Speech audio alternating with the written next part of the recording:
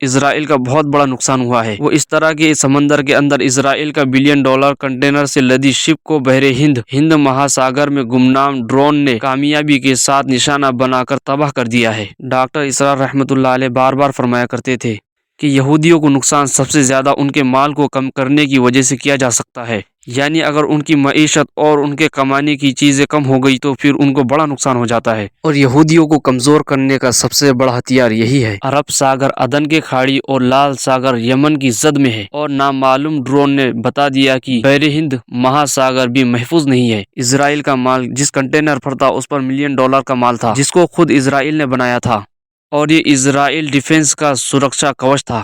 یہ طلسم اب ٹوٹ چکا ہے۔ اس کے تباہ کرنے والوں نے بتایا کہ یہ محض تو ایک شروعات ہے، فرعون سے لے کر ابراہیم تک ہر ظالم کو نشان عبرت بننا ہے۔